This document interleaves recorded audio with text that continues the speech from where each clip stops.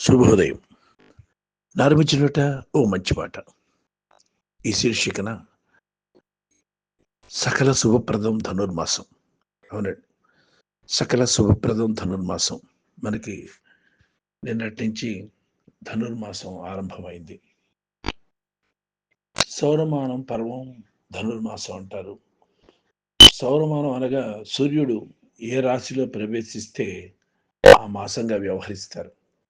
మేషరాశిలో ప్రవేశిస్తే మేషమాసమని, వృషభ రాశిలో ప్రవేశిస్తే వృషభ మాసమని, ధనుర్రాశిలో ప్రవేశిస్తే ధనుర్మాసంగా ప్రతీతి. ధనుర్మాసం తర్వాత సూర్యుడు మకర రాశిలో ప్రవేశించినప్పుడు ఉత్తరాయణ పుణ్యకాలం, కర్కాటక రాశిలో ప్రవేశించినప్పుడు దక్షిణాయన పుణ్యకాలం ప్రారంభమవుతాయి. దేవతలకు దక్షిణాయనం రాత్రి, ఉత్తరాయణం పగలు. మకర మాసం కంటే ముందు వచ్చే ధనుర్మాసం దేవతలకి బ్రాహ్మీ ముహూర్తం వంటిది. ఈ మకర కర్కాటక సంక్రాంతులలో స్నానదాన హోమ వ్రత పూజాధికాలు అధిక ఫలాన్ని మనకి అందిస్తాయి. సౌరమానం, చాంద్రమానం అనేవి మనం పాటించే కాలమానాలు. చాంద్రమానంలో చంద్రుని సంచారాన్ని అనుసరించి మాసాల పేర్లు నిర్ణయింపబడ్డాయి. చంద్రుడు పూర్ణిమ నాడు ఏ నక్షత్రంలో ఉంటే ఆ మాసంగా మనం వ్యవహరిస్తూ ఉంటాం. ఉదాహరణకి చిత్తా నక్షత్రంలో ఉంటే చైత్రమాసమని, విశాఖలో ఉంటే వైశాఖ మాసమని, మృగశిరలో ఉంటే మార్గశీర్ష మాసం అని అంటాం. మరి సౌరమానం అనగా సూర్యుడు ఏ రాశిలో ప్రవేశిస్తే ఆ మాసంగా మనం వ్యవహరిస్తూ ఉంటాం. మేషరాశిలో ప్రవేశిస్తే మేషమాసమని, వృషభ రాశిలో ప్రవేశిస్తే వృషభ మాసమని, ధనుర్రాశిలో ప్రవేశిస్తే ధనుర్మాసంగా ప్రతీతి. మరి ధనుర్మాసం తర్వాత సూర్యుడు మకర రాశిలో ప్రవేశించినప్పుడు ఉత్తరాయణం పుణ్యకాలం, కర్కాటక రాశిలో ప్రవేశించినప్పుడు దక్షిణాయనం పుణ్యకాలం ప్రారంభమవుతుంది. దేవతలకు ముఖ్యంగా దక్షిణాయనం రాత్రి, ఉత్తరాయణం పగలు. మరి మకర మాసం కంటే ముందు వచ్చేటువంటి ధనుర్మాసం దేవతలకి బ్రాహ్మీ ముహూర్తం అలాంటిది. మరి ఈ మకర కర్కాటక సంక్రాంతులలో స్నాన దాన హోమ వ్రత పూజాధికాలు అధిక ఫలాన్ని ఇస్తాయి. అవునండి. ఈ మకర కర్కాటక సంక్రాంతులలో స్నానం కానీ, లేకపోతే దానం చేయటం కానీ, హోమం చేయటం కానీ, వ్రతం కానీ, పూజాధికాలు ఇవన్నీ కూడా మనకి అధిక ఫలాన్ని ఇస్తాయి. వాటికి కావలసిన పూర్వరంగం ధనుర్మాస వ్రతం. పరిశుద్ధమైన మనస్సు, పరమాత్మ యందు భక్తి, పరోపకార వాంఛ, లోక కళ్యాణం ఇవన్నీ కూడా ఆకాంక్షిస్తూ ధనుర్మాస వ్రతాన్ని ఆచరించాలి. దీంట్లో మరొక రహస్యం ఏంటంటే వేదం ప్రణవం ధనువు ద్వారా ధనుర్మాస విశిష్టతను తెలియజేసింది. ధనువు అంటే ఓంకారం. ధనువులో 3 వంపులు ఉంటాయి. వాటిని కలిపే ఒక తాడు ఉంటుంది. ప్రణవంలో 3 వర్ణాలు ఉంటాయి. ఆకార, ఉకార, మకారాలు ఆ మూడింటిని కలిపేదే జీవాత్మ, పరమాత్మ, ప్రకృతి, పరిజ్ఞానం. ధనువులో ఒక చివరి జీవాత్మ, మరొక చివర పరమాత్మ.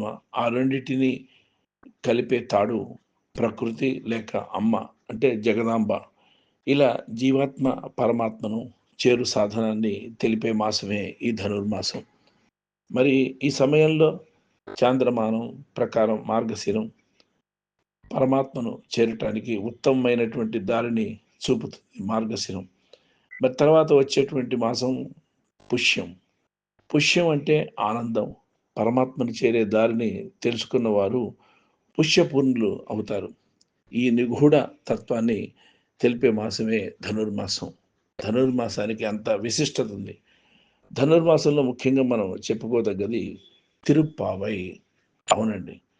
తిరుప్పావై సారం ఉంటుంది ఈ ధనుర్మాసంలో. సంసార దుఃఖాలను అనుభవిస్తున్నటువంటి జీవులపై దయతో శ్రీమన్నారాయణుడు అమ్మవారికి అంటే లక్ష్మీదేవికి, అమ్మవారికి జీవులు ముక్తిని పొందే సులభోపాయాలను మూడింటిని ఉపదేశించాడు శ్రీ మహావిష్ణువు.